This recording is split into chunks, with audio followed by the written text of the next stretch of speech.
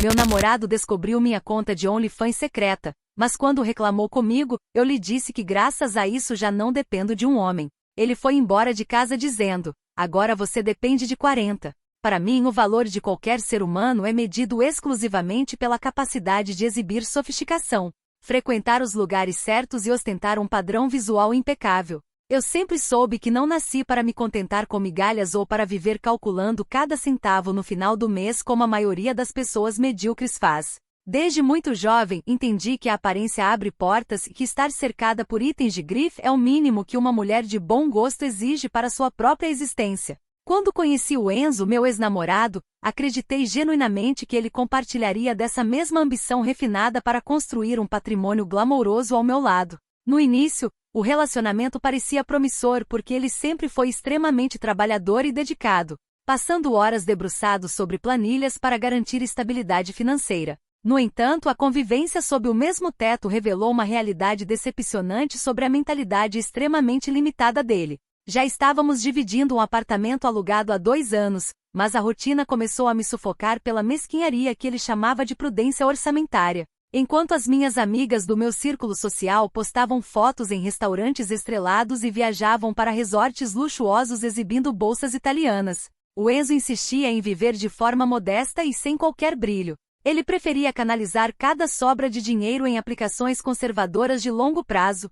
recusando-se a financiar os jantares sofisticados e as roupas de alta costura que combinavam com o meu nível. Eu me sentia humilhada ao ter que justificar por que precisava de sapatos caros para manter meu posicionamento social diante de pessoas influentes. Para piorar a situação, ele frequentemente sugeria que eu procurasse um emprego comum de escritório em horário comercial para contribuir com as despesas gerais da casa. A mera ideia de passar 8 horas trancada em uma baia corporativa cinzenta, pegando transporte público e recebendo uma quantia insignificante, soava como uma ofensa gravíssima à minha dignidade.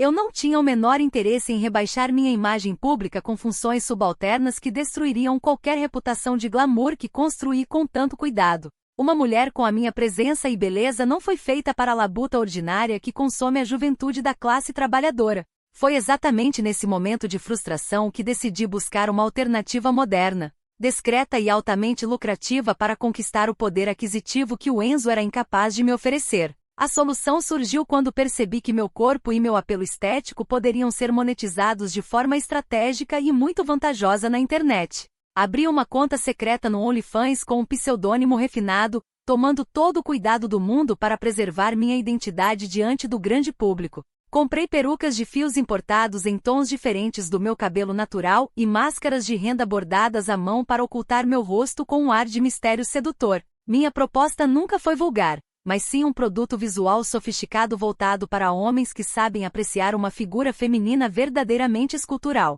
Na minha cabeça, isso não era uma traição ou um desvio de conduta, mas um empreendimento de luxo plenamente justificável para bancar meu estilo de vida. Em pouquíssimo tempo, a estratégia se provou um sucesso financeiro absoluto e confirmou quanto meu valor de mercado era elevado. Conquistei uma base sólida e cativa de exatamente 40 assinantes fiéis que pagavam mensalidades altas sem pestanejar e ainda enviavam gorjetas generosas para chamar minha atenção. Esse fluxo constante de dólares começou a transformar completamente a minha rotina e restaurou meu orgulho diante das minhas amigas ricas.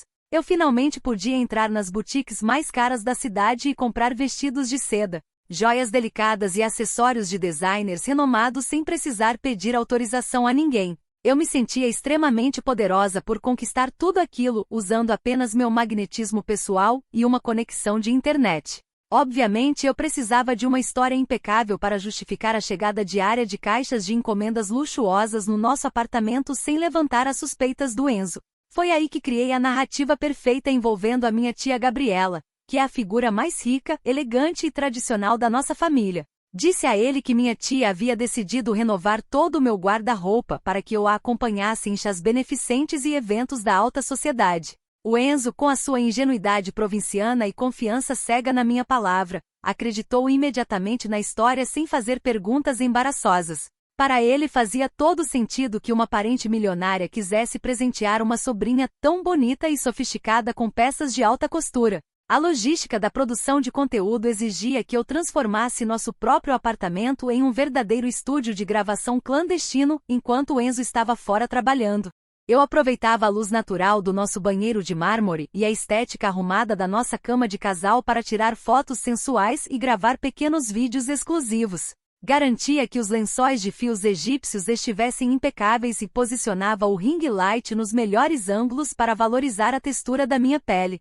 Eu achava poético usar o espaço dele para gerar a riqueza que ele mesmo não tinha capacidade nem ambição de produzir. Quando terminava as sessões, guardava as perucas e os figurinos em um fundo falso do armário e apagava qualquer vestígio de desordem. A rotina funcionou perfeitamente durante meses, alimentando meu ego e enchendo meus armários com as etiquetas mais desejadas do mercado internacional. Eu me sentia muito superior ao Enzo, vendo-o chegar exausto do trabalho enquanto eu faturava em poucas horas o equivalente ao rendimento mensal dele. Eu olhava para ele jantando em silêncio e pensava com desdém no quanto a mente dele era pequena por acreditar que a única forma de prosperar era economizando moedas. Eu estava no auge da minha autoconfiança, certa de que dominava a situação com maestria e que jamais cometeria um deslize amador. Essa soberba, infelizmente, me fez subestimar o descuido mais banal em um dia aparentemente comum de folga. O colapso de toda essa estrutura meticulosa aconteceu em um sábado nublado, quando Enzo precisou usar com urgência o computador compartilhado da sala.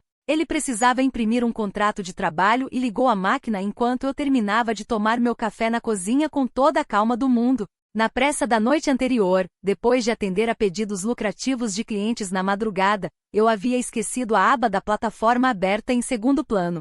Ele não apenas viu o painel de faturamento com as métricas da conta, mas também deparou-se com uma série de mensagens íntimas e fotos minha seminua deitada exatamente nos nossos lençóis. O silêncio que se instalou na sala foi tão denso que pude ouvir o som pesado dos passos dele vindo em minha direção. Quando Enzo apareceu na porta da cozinha, ele estava completamente pálido, com as mãos trêmulas e um olhar de puro nojo estampado no rosto. Ele segurava o celular mostrando a tela do computador aberta, incapaz de articular uma frase completa nos primeiros segundos do confronto. Começou a gaguejar sobre a falta de respeito, sobre usar a intimidade do nosso quarto e sobre a mentira covarde envolvendo a minha tia Gabriela. O choque dele era visível, mas a expressão de julgamento moral que ele me lançou me causou uma irritação instantânea e profunda. Eu não admitiria ser tratada como uma criminosa por alguém que nunca teve a audácia de me dar a vida que eu merecia. Em vez de chorar, me desculpar ou demonstrar qualquer vestígio de fraqueza, levantei-me com uma postura altiva e decidi enfrentá-lo de cabeça erguida. Disse com todas as letras que ele não tinha o menor direito de agir como um inquisidor moral dentro daquela casa. Afirmei que aquele dinheiro clandestino era o único responsável por garantir que eu me vestisse como uma mulher de elite e não como a esposa conformada de um assalariado. Joguei na cara dele que o salário dele mal cobria as contas básicas e que a visão financeira medíocre que ele carregava era a verdadeira âncora do nosso relacionamento. Eu estava furiosa por vê-lo tentar nivelar meu sucesso com a sua mediocridade conservadora. Para encerrar a discussão por cima, bati com a mão na bancada e declarei com desdém que eu era uma mulher moderna, autossuficiente e totalmente independente. Afirmei categoricamente que graças ao meu trabalho secreto, eu já não dependia do dinheiro dele nem de homem nenhum para manter meu padrão de vida luxuoso. O Enzo me encarou em silêncio por um longo minuto, com um desprezo tão gélido que parecia congelar o ar ao nosso redor. Sem gritar ou rebater minhas ofensas, ele caminhou até o quarto, colocou suas roupas essenciais dentro de uma mala e voltou para a porta principal. Antes de girar a maçaneta e sair para sempre, olhou nos meus olhos e disparou com frieza. Agora você depende de 40. A porta bateu com um eco seco e eu permaneci no meio da sala, sentindo uma revolta absurda pela ingratidão e pelo melodrama exagerado que ele fez. Em vez de reconhecer a inteligência prática de ter uma parceira que sabe fazer dinheiro e se vestir bem, ele preferiu bancar a vítima ofendida e abandonar o lar. Ele agiu como um homem fraco, incapaz de suportar o brilho e a altivez de uma mulher que não se curva a orçamentos medíocres e regras ultrapassadas. Eu não fiz nada de errado além de buscar o melhor para a minha estética e me recusar a viver na simplicidade cinzenta que ele tentava me impor. Se ele preferiu abrir mão de uma companheira deslumbrante por puro orgulho ferido e moralismo barato, o problema era unicamente dele. Comentários da história principal. Usuário anônimo diz: a mulher realmente acha que virou uma empresária empoderada e independente porque vende fotos do corpo na cama do casal para 40 desconhecidos na internet. Você não conquistou autonomia nenhuma, querida. Você só trocou um namorado que dividia as contas por 40 patrões tarados que pagam uma mixaria para ver você de máscara barata. Resposta da OP. Meu bem, o dinheiro que entra na minha conta é em dólar e vem de homens de altíssimo nível que sabem apreciar uma estética refinada. Algo que gente limitada como você nunca vai entender. Independência é poder comprar Chanel sem pedir autorização para marido assalariado. Mediocridade é achar lindo viver contando moedas para pagar carnê de loja popular. Usuário Anônimo 2 diz: quero muito ver a cara da sua tia Gabriela milionária quando descobrir que você usou o nome dela como álibi para justificar calcinhas e vestidos pagos por punheteiros da internet. Você tem noção do papelão ridículo que você passou armando essa mentira fútil dentro da casa do cara? Resposta da OP. A minha tia é uma dama da alta sociedade que frequenta o Jockey Club e janta em Paris. Ela jamais se rebaixaria a ler fofocas em fóruns de internet como vocês fazem.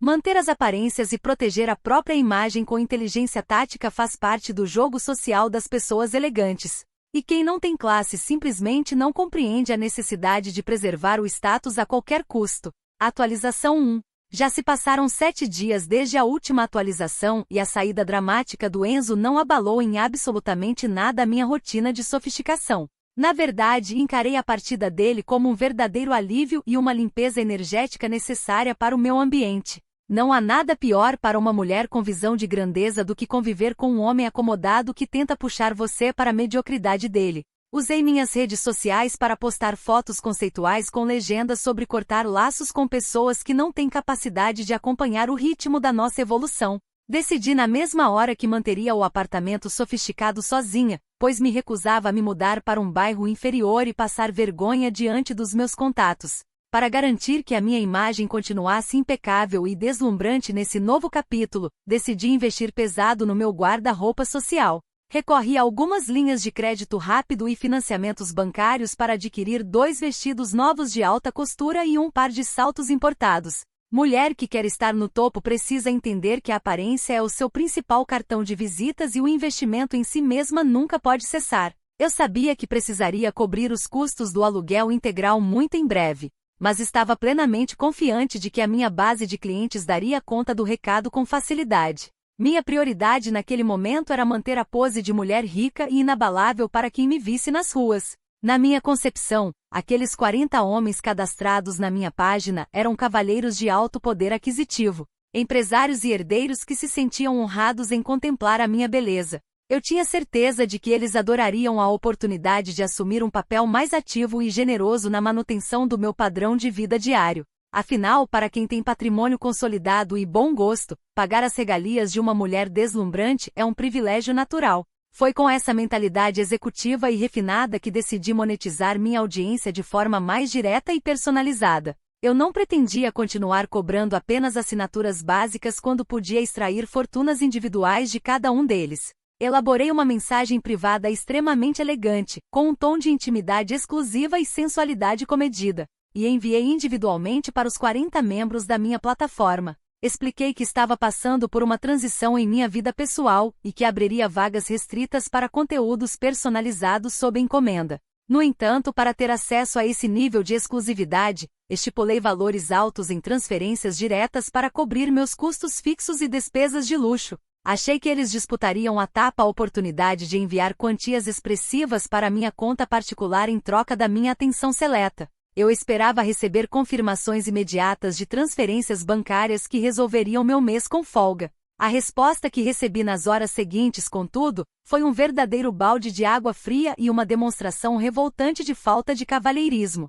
A grande maioria dos assinantes simplesmente ignorou o meu texto ou respondeu com piadas grosseiras e comentários de péssimo gosto. Alguns homens tiveram a audácia de dizer que o valor da mensalidade básica já era mais do que suficiente para o que eu entregava com perucas e máscaras. Fiquei chocada com o nível de baixeza de pessoas que se diziam admiradoras da minha estética e que de repente agiam como clientes de feira livre pechinchando centavos. Onde estava a generosidade e a classe que eu imaginava existir naquele público que dizia me idolatrar? Para piorar o cenário de forma humilhante, 3 assinantes antigos cancelaram suas contas no mesmo instante, deixando mensagens desaforadas na caixa de entrada. Eles reclamaram da minha postura insistente, afirmando que não estavam ali para bancar o aluguel de ninguém e que odiavam criadoras pedintes. Ver o meu número de apoiadores cair de 40 para 37 em uma única tarde me causou uma pontada de raiva indescritível. Aqueles homens rudes não tinham a menor sensibilidade para perceber que estavam diante de uma mulher muito acima do padrão comum daquela plataforma.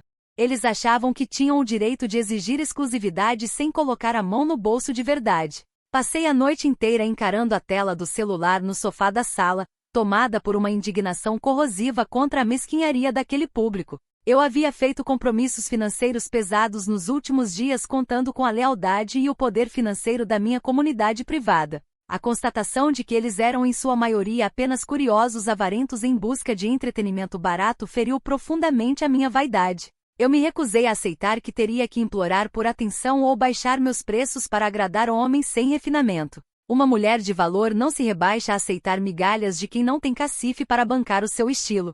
Mesmo diante dessa perda repentina de receita, mantive a cabeça erguida e me recusei terminantemente a demonstrar desespero para o mundo exterior. Saí no dia seguinte usando meu vestido novo e óculos escuros de grife para tomar um café caro no bairro mais nobre da cidade. As pessoas na rua olhavam para mim e viam uma herdeira segura de si, impecavelmente arrumada e cheia de atitude aristocrática. Ninguém poderia imaginar que a minha principal fonte de renda havia sofrido um abalo inesperado por causa de 3 indivíduos sem classe. Eu precisava sustentar a narrativa de triunfo social a qualquer custo, pois a fraqueza é o pior pecado na alta sociedade. Ainda assim, ao voltar para o apartamento silencioso, o vazio deixado pela ausência do Enzo começou a pesar nas decisões práticas do dia a dia. Não havia ninguém para cuidar das tarefas burocráticas ou para organizar as despesas rotineiras que eu sempre achei enfadonhas e abaixo da minha capacidade. A geladeira estava quase vazia porque eu me recusava a cozinhar ou a frequentar supermercados populares para economizar. Eu preferia pedir comida em restaurantes requintados por aplicativo, acumulando faturas no cartão de crédito sem pensar nas consequências imediatas. Eu estava convencida de que em breve um cliente verdadeiramente rico apareceria para assumir todos os meus gastos com a devida pompa.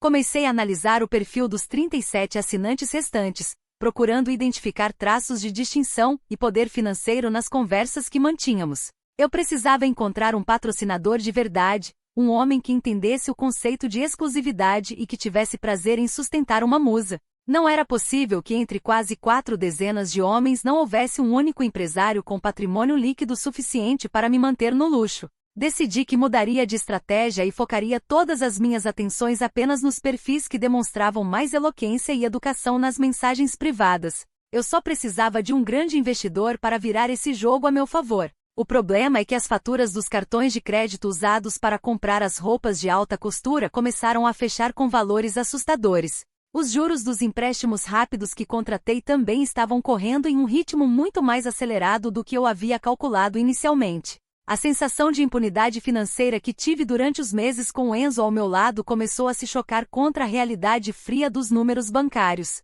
Mesmo assim, meu orgulho me impedia de dar um passo atrás, vender as bolsas novas ou renegociar o aluguel com a imobiliária. Admitir um recuo financeiro seria assinar um atestado de fracasso que a minha vaidade jamais toleraria. Faltam apenas algumas semanas para o vencimento integral das contas do mês e a pressão sobre meus ombros está aumentando consideravelmente. Eu me sinto cercada por homens ingratos que querem desfrutar da minha imagem sem arcar com o custo de manutenção de uma mulher de alto padrão. No entanto, sigo convicta de que a culpa por essa turbulência não é da minha ambição, mas da pequenez dos assinantes que não sabem valorizar o luxo quando o veem. Continuarei firme no meu propósito de viver como a elite vive, custe o que custar, e farei aqueles que duvidaram da minha independência engolirem cada palavra de deboche. Comentários da atualização 1. Usuário anônimo 1 diz: a garota já perdeu quase 10% da sua empresa de sucesso. Logo na primeira semana porque resolveu cobrar taxa extra dos tarados da internet.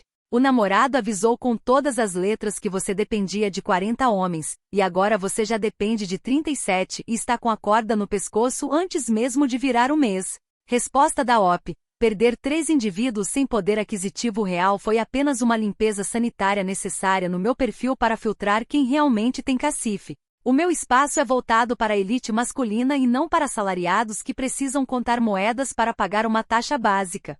qualidade sempre vem antes de quantidade no mercado de alto padrão. Usuário Anônimo 2 diz: você pegou empréstimos com juros absurdos para comprar roupas de grife enquanto o aluguel integral do apartamento está prestes a vencer sem você ter um centavo garantido? Isso não é postura de mulher sofisticada, é irresponsabilidade financeira pura de quem vive uma ilusão de grandeza. Resposta da OP: para quem entende de negócios e posicionamento social, a imagem pessoal é o principal capital de giro que existe. Uma mulher verdadeiramente elegante nunca economiza na própria aparência se deseja continuar atraindo riqueza e frequentando os ambientes certos. Mas isso é um conceito sofisticado demais para mentes suburbanas compreenderem. Atualização 2. Já se passaram 3 semanas desde a última atualização e a pressão financeira sobre a minha vida atingiu um nível totalmente insustentável. O aluguel integral do imóvel, a taxa condominial de valor exorbitante e as faturas cumulativas dos meus 3 cartões de crédito venceram exatamente no mesmo dia. Ao abrir o aplicativo do meu banco e ver os saldos zerados com notificações em vermelho, percebi o tamanho do rombo que se formou nas minhas finanças.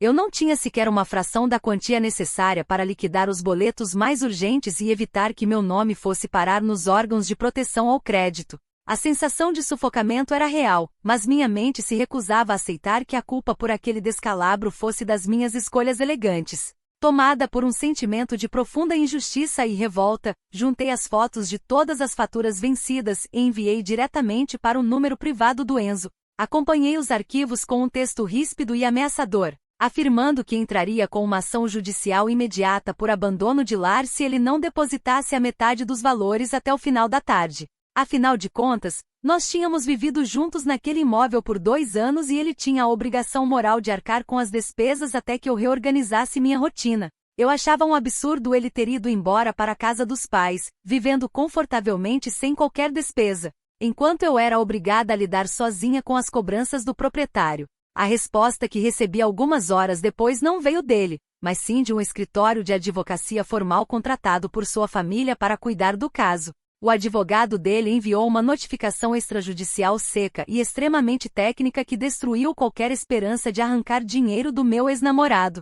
O documento informava friamente que o contrato de locação do imóvel estava redigido e assinado exclusivamente em meu nome desde o início da nossa moradia. Além disso, o comunicado comprovava que o Enzo já havia retirado todas as garantias financeiras e cauções bancárias que mantinha vinculadas à imobiliária no mesmo dia em que saiu de casa. Eu estava juridicamente e financeiramente desamparada, com a responsabilidade total do imóvel caindo unicamente sobre os meus ombros. O desespero de perder o apartamento e ser obrigada a admitir a ruína diante das minhas amigas da alta sociedade me deixou completamente cega e desgovernada. Eu preferia qualquer coisa a ter que carregar minhas malas de grife para a casa de parentes e me tornar o assunto principal das rodas de fofoca da elite. Foi nesse momento de pânico absoluto que decidi recorrer a Daniel, o meu assinante mais antigo e aparentemente o mais distinto da minha plataforma. Daniel sempre se comunicava através de mensagens longas impecavelmente pontuadas, usando um vocabulário refinado e demonstrando um apreço quase reverencial pela minha estética misteriosa. Pelos detalhes que ele soltava nas conversas, eu tinha certeza absoluta de que ele era um executivo do mercado financeiro ou um empresário de renome. Enviei uma mensagem especial para ele propondo uma chamada de vídeo privada e exclusiva, estipulando uma taxa exorbitante em troca de uma sessão íntima sem precedentes. Para minha surpresa e alívio, Daniel aceitou a proposta na mesma hora e fez a transferência imediata do valor exigido para minha conta digital. Quando a chamada de vídeo finalmente começou, decidi que era o momento perfeito para jogar todo o meu charme aristocrático e garantir um patrocinador definitivo. Eu estava disposta a ser a musa particular daquele homem culto, desde que ele assumisse formalmente todas as minhas despesas mensais e me livrasse daquele sufoco humilhante. Eu me sentia no controle absoluto da situação, crente de que minha beleza irresistível o deixaria rendido aos meus pés. Durante a transmissão, querendo demonstrar confiança e estabelecer um vínculo de cumplicidade genuíno com meu benfeitor, cometi o erro fatal de retirar a peruca e a máscara de renda. Mostrei meu rosto completamente limpo pela primeira vez, sorrindo com superioridade enquanto explicava detalhadamente o nível de vida luxuoso que eu esperava que ele custeasse para nós. Daniel ouvia tudo com uma calma estranha, mantendo a câmera dele desligada e respondendo apenas com frases curtas e calculadas no microfone. Eu interpretei aquele silêncio compenetrado como timidez e admiração reverente diante da minha verdadeira identidade. Eu estava radiante, acreditando que acabará de solucionar todos os meus problemas financeiros em uma única conversa virtuosa. O pesadelo começou no exato segundo em que a chamada foi encerrada e a tela do meu computador piscou com uma nova mensagem de texto dele.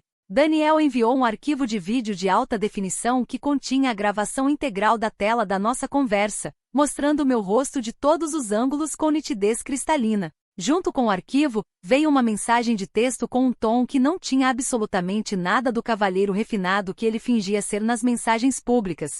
Ele me chamou de mulher fútil e arrogante, dizendo que havia gravado tudo com um software profissional e que sabia exatamente quem eu era no mundo real. A máscara de homem distinto caiu para revelar um indivíduo sádico, manipulador e perigoso. A chantagem imposta por ele foi direta, cruel e sem qualquer margem para negociações diplomáticas da minha parte. Daniel exigiu que eu passasse a gravar vídeos íntimos diários, altamente explícitos e degradantes, enviando tudo diretamente para o e-mail pessoal dele sem cobrar um único centavo. Caso eu me recusasse a cumprir suas ordens ou tentasse bloquear o perfil dele na plataforma, ele vazaria as gravações com meu rosto em fóruns abertos da cidade e grupos de mensagens. Ele garantiu que tinha meios de fazer aquele material chegar até a minha família e aos meus contatos sociais em questão de minutos. O chão pareceu se abrir sob os meus pés enquanto eu relia aquelas ameaças monstruosas no silêncio do meu quarto. Passei a madrugada inteira andando de um lado para o outro no apartamento, tomada por crises de tremedeira e um pavor incontrolável que nunca havia experimentado antes. A ideia de ter minha imagem exposta publicamente sem a proteção da máscara destruiria instantaneamente toda a minha reputação perante as minhas amigas ricas. Eu pensava na minha tia Gabriela, na minha família tradicional e no escândalo monumental que isso causaria nos círculos que eu tanto lutei para frequentar. Ao mesmo tempo, me recusava a aceitar que fui passada para trás por um anônimo da internet que usava palavras bonitas para me enganar. Minha arrogância e minha certeza de que sabia ler pessoas de classe foram usadas como armadilha contra mim mesma. Cogitei procurar uma delegacia de polícia na manhã seguinte, mas a vergonha de me misturar com aquele ambiente burocrático e popular me paralisou por completo. A mera hipótese de sentar em um balcão comum, relatar para policiais grosseiros que vendia fotos íntimas na internet e registrar um boletim de ocorrência me parecia humilhante demais. Eu tinha pavor de que o caso vazasse através de funcionários da delegacia e virasse manchete em páginas de fofocas locais da minha região. Eu estava convencida de que poderia resolver aquela crise sozinha, usando minha inteligência e meu poder de manipulação para acalmar Daniel sem manchar meu sobrenome. Uma mulher do meu nível não podia se expor a escândalos policiais de baixo calão. Decidi ganhar tempo e enviei uma mensagem fingindo submissão, dizendo a Daniel que atenderia aos seus pedidos gradualmente se ele mantivesse o sigilo absoluto das gravações. No entanto, cada exigência que ele enviava nos dias seguintes era mais absurda, invasiva e desrespeitosa do que a anterior. Ele exigia que eu fizesse coisas humilhantes em frente à câmera, zombando da minha pose de mulher da alta sociedade a cada novo comando. Eu me sentia uma prisioneira dentro do meu próprio luxo, obrigada a ceder aos caprichos de um chantagista para tentar salvar as aparências do meu castelo de mentiras. O estresse era tão insuportável que mal conseguia me alimentar ou dormir direito. A situação agora é uma bomba relógio prestes a explodir a qualquer momento dentro da minha vida social e financeira. Estou com as contas do apartamento totalmente atrasadas, ameaçada de despejo formal pela imobiliária e refém das exigências sádicas de um homem perverso. Ainda assim, me recuso a procurar o Enzo para pedir perdão ou pedir ajuda para parentes que não entenderiam a complexidade da minha ambição. Vou encontrar uma forma elegante de neutralizar Daniel e manter meu status intacto, pois nasci para brilhar e não para ser destruída por chantagistas virtuais sem escrúpulos. Comentários da atualização 2. Usuário anônimo 1 diz: a garota achou mesmo que um cara que paga para ver mulher mascarada na internet era um lorde milionário disposto a assumir as dívidas de uma desconhecida por pura gentileza. Você é tão deslumbrada com conversa fiada de status que caiu no golpe mais manjado da internet e agora está na mão de um chantagista. Resposta da OP: eu tenho discernimento suficiente para identificar homens de berço e classe pelo vocabulário e pela postura que apresentam, ao contrário de quem só convive com gente sem instrução. O Daniel simplesmente se revelou um oportunista sem escrúpulos de péssima índole que usou de má fé contra a minha boa vontade, e isso diz respeito ao mau caráter dele. Não há minha capacidade de avaliação. Usuário Anônimo 2 diz: pelo amor de Deus. Para de pensar na sua reputação fútil por um minuto e vai direto na delegacia da mulher denunciar esse crime de extorsão antes que piore. Chantagista nunca para depois do primeiro vídeo e você está se afundando cada vez mais tentando manter uma pose ridícula para amigas que nem ligam para você. Resposta da OP: eu não vou me rebaixar a frequentar delegacias de bairro e me expor a escrivães populares que não têm a menor descrição com a vida alheia. Eu tenho sofisticação e charme suficientes para conduzir essa situação nos meus próprios termos e neutralizar esse sujeito sem precisar transformar minha vida em um espetáculo policial suburbano. Atualização 3. Já se passaram 2 meses desde a última atualização, e o meu mundo ruiu de uma forma tão devastadora que mal consigo reconhecer a minha própria existência.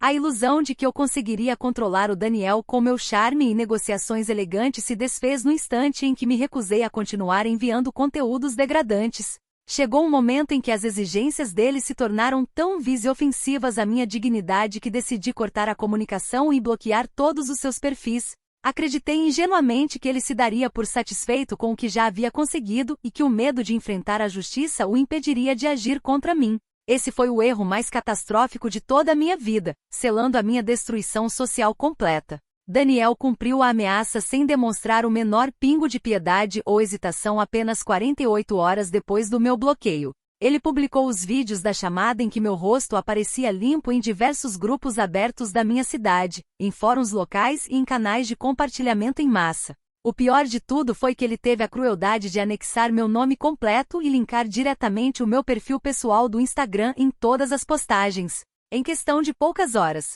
as gravações íntimas e as capturas de tela das minhas conversas clandestinas começaram a circular freneticamente nos celulares de centenas de pessoas do meu convívio. O impacto da exposição foi instantâneo, violento e totalmente irreversível. O primeiro golpe mortal na minha imagem veio através de uma ligação estarrecedora da minha tia Gabriela em uma manhã de terça-feira. Ela estava aos prantos, tremendo de fúria e vergonha alheia, depois de receber os links dos vídeos enviados por membros do seu seleto círculo de amizades do clube. Minha tia me acusou de manchar a honra tradicional da família e de ser uma criminosa dissimulada por ter exposto a minha própria imagem e o nosso sobrenome com a venda de conteúdo na internet.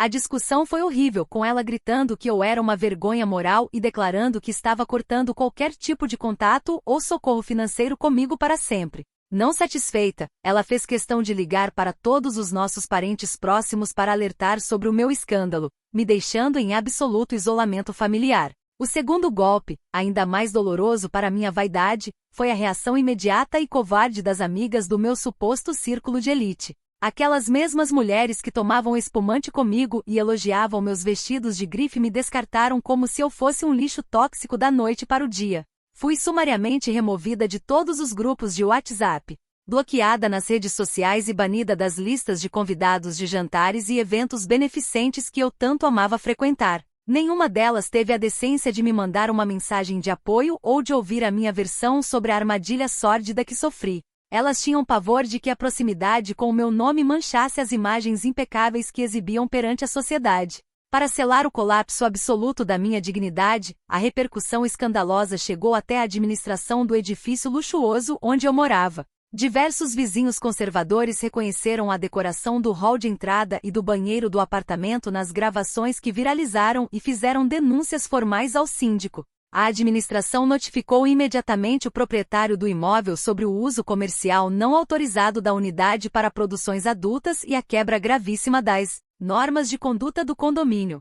Diante do escândalo público e do acúmulo de aluguéis atrasados que eu não tinha como pagar, o proprietário rescindiu meu contrato de locação com efeito imediato, me dando um prazo humilhante para desocupar o apartamento. Tive que empacotar todas as minhas roupas caras, meus sapatos de salto e meus poucos pertences em caixas de papelão sob o olhar vigilante e desdenhoso do porteiro do prédio. Ver os funcionários que antes me tratavam com reverência agora me encarando com risinhos contidos e cochichos pelos cantos foi uma das experiências mais degradantes que já vivi. Eu estava sendo despejada como uma contraventora de quinta categoria do mesmo lugar onde sonhei construir um império de elegância e glamour. O dinheiro das assinaturas havia evaporado completamente após a repercussão, já que a plataforma suspendeu minha conta assim que os vazamentos foram denunciados em massa. Eu me vi na calçada, sem teto, sem dinheiro e sem ter para onde correr. A quebra foi tão violenta que passei os primeiros dias hospedada em um quarto minúsculo de uma pousada barata, chorando copiosamente trancada no banheiro. Minha mente fervia de ódio contra o Daniel pela traição, contra as minhas amigas pela hipocrisia e contra a minha família pela falta de compaixão em um momento de tragédia. Eu não conseguia entender como pessoas que sempre se disseram tão civilizadas puderam me virar as costas de forma tão fria e desumana por causa de um deslize virtual. Eu me sentia uma vítima de um complô de gente provinciana que não suportava ver uma mulher ambiciosa tentando ascender socialmente por seus próprios méritos. A injustiça de toda aquela situação corroía minhas entranhas a cada minuto. Tentei mandar uma mensagem desesperada para o Enzo através de um número alternativo, implorando para que ele me atendesse e me ajudasse a sair daquela sarjeta. Eu esperava que o passado que construímos juntos e a lealdade que ele sempre pregava falassem mais alto do que o rancor da nossa separação. No entanto, a única resposta que recebi foi o aviso seco de que meu novo número também havia sido bloqueado sem qualquer resposta ou consideração. Ele simplesmente me apagou da vida dele como se eu nunca tivesse existido, provando que nunca foi o homem nobre que fingia ser. O abandono dele naquele momento de ruína total apenas aumentou o meu ressentimento contra tudo e contra todos. Sem suporte financeiro e com o nome completamente sujo na praça, fui obrigada a vender a maior parte dos vestidos de grife e das bolsas importadas em brechós de luxo para conseguir pagar a pousada. Os donos dos estabelecimentos, sabendo do meu desespero, me pagaram uma ninharia ridícula por peças que me custaram fortunas em empréstimos bancários. Ver meus objetos de poder e sofisticação sendo negociados a preço de banana em balcões empoeirados foi como ver pedaços da minha própria alma sendo arrancados. Aqueles vestidos eram a única coisa que me restava da mulher poderosa e admirada que eu costumava ser há poucos meses. A cada peça vendida, minha identidade de elite se esvaía um pouco mais.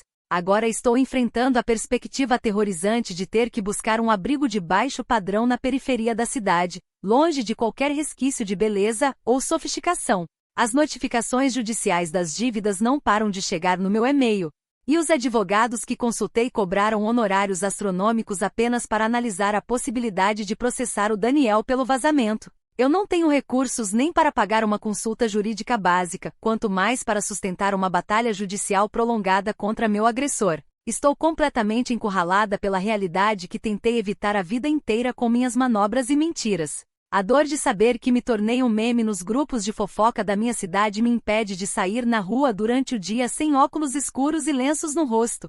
O medo de ser reconhecida e apontada como a mulher do OnlyFans destruiu qualquer resquício de segurança que eu ainda sustentava na minha postura física. A vida glamourosa que planejei para o meu futuro se transformou em um pesadelo grotesco de humilhação pública e isolamento absoluto. Ainda assim, me recuso a dar o braço a torcer e dizer que a culpa foi da minha ambição de querer o melhor para mim. A sociedade é machista, cruel e hipócrita demais para perdoar uma mulher que apenas tentou ser dona do seu próprio destino.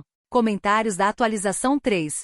Usuário anônimo diz: seu castelo de mentiras e arrogância finalmente desmoronou e o resultado foi exatamente o que todo mundo avisou nos comentários anteriores. As suas amigas da elite nunca foram suas amigas e a sua tia rica te chutou da família porque ninguém com dinheiro de verdade quer o nome associado a uma garota fútil que faz pornô na cama do namorado. Resposta da OP. Aquelas mulheres são um bando de hipócritas invejosas que sempre morreram de ciúmes da minha beleza e que não têm metade da coragem que tive para buscar meu espaço. A minha família é provinciana, retrógrada e antiquada, incapaz de entender que a modernidade exige ousadia, e quem me abandonou agora só provou que nunca esteve à altura da minha presença. Usuário anônimo 2 diz: é inacreditável como você conseguiu destruir seu namoro estável, sua reputação social, seu teto e a sua família em questão de meses por teimosia cega em manter uma pose de rica que nunca existiu. Você foi expulsa do prédio, exposta na internet e continua culpando o mundo inteiro em vez de admitir que cavou a própria cova. Resposta da OP. O síndico e o proprietário daquele prédio são dois homens frustrados e moralistas que se incomodaram com o brilho de uma mulher jovem e deslumbrante que não se curva a regrinhas de condomínio. Eu fui vítima de uma perseguição covarde de gente medíocre que se uniu para me derrubar no primeiro sinal de dificuldade, mas a minha altivez ninguém consegue me tirar. Atualização 4. Já se passou um ano desde a última atualização e a minha vida se transformou em uma realidade cinzenta, pesada e irreconhecível em relação a tudo o que planejei. Todos os últimos recursos financeiros que consegui juntando as sobras das vendas das minhas roupas foram consumidos em honorários inúteis de advogados. Nenhum dos processos judiciais que tentei mover conseguiu retirar meus vídeos vazados dos servidores estrangeiros da internet, e as imagens continuam lá, gravadas para sempre na memória digital. Sem dinheiro, sem crédito na praça e com o histórico totalmente queimado na minha cidade. O destino me empurrou para o único lugar que meu preconceito sempre desprezou com todas as forças. Fui obrigada a alugar um quarto minúsculo e úmido nos fundos de uma casa simples em um bairro periférico, a 2 horas de transporte público do centro. O quarto tem apenas uma cama de solteiro com colchão gasto, um guarda-roupa de aglomerado descascando e uma janela pequena que dá para um muro de tijolo sem reboco. Aquele mármore sofisticado, os lençóis de fios egípcios e o perfume importado que preenchiam meus dias desapareceram como fumaça, dando lugar ao cheiro constante de mofo e desinfetante barato. Não há mais espelhos decorados para tirar fotos conceituais, apenas a luz crua de uma lâmpada fluorescente que expõe o cansaço desenhado na minha pele. Para conseguir me alimentar e pagar as parcelas intermináveis das dívidas que se acumularam, tive que me submeter a exatamente aquilo que eu chamava de vida de escravo. Trabalho atualmente em 2 empregos exaustivos de atendimento ao cliente, recebendo apenas o salário mínimo em ambos para conseguir sobreviver mês a mês. Passo o dia em pé atrás do balcão de uma lanchonete movimentada, servindo pessoas que muitas vezes me tratam com a mesma arrogância desumana que eu costumava exibir no passado. À noite, coloco um uniforme gasto para trabalhar na limpeza e na reposição de mercadorias em um supermercado 24 horas, terminando o turno de madrugada com as mãos ressecadas de produtos químicos. A humilhação do trabalho braçal e o desgaste físico constante destruíram qualquer resquício daquela mulher altiva que andava pelas boutiques com ar de superioridade. Meus saltos altos foram substituídos por sapatos ortoédicos surrados, e minhas unhas impecavelmente esmaltadas agora estão curtas e quebradiças pelo esforço diário. Eu evito ao máximo olhar nos olhos dos clientes que atendo, morrendo de medo constante de que alguém me reconheça dos vídeos e comece a zombar da minha desgraça pública. Vivo em um estado perpétuo de vergonha, invisibilidade e silêncio, tentando passar despercebida por um mundo que me mastigou e me cuspiu sem nenhuma piedade. O choque definitivo com a realidade que eu tanto tentei distorcer aconteceu há poucos dias, em uma tarde abafada no centro da cidade. Eu havia sido encarregada de fazer uma entrega urgente de encomendas da lanchonete na calçada de um restaurante refinado, exatamente um daqueles lugares caros que eu costumava frequentar no meu auge. Enquanto aguardava a conferência do pedido encostada no poste, vi um carro importado e elegante estacionar suavemente junto ao meio-fio a poucos metros de onde eu estava. Meu coração deu um salto no peito quando a porta do motorista se abriu e vi o Enzo descendo com um terno sob medida impecável. Ele parecia incrivelmente bem, com uma postura serena, madura e próspera que eu nunca tive a capacidade de enxergar ou valorizar quando estávamos juntos. Ele deu a volta no veículo com toda a calma do mundo, abriu a porta do passageiro e estendeu a mão com carinho para uma mulher elegante, vestida com extrema sobriedade e bom gosto natural. Os dois trocaram um sorriso genuíno, riram de alguma piada casual e caminharam de mãos dadas em direção à entrada principal do restaurante sofisticado. A tranquilidade e a cumplicidade que emanavam daquele casal eram exatamente o retrato da estabilidade e do respeito que eu joguei no lixo por pura ganância e vaidade.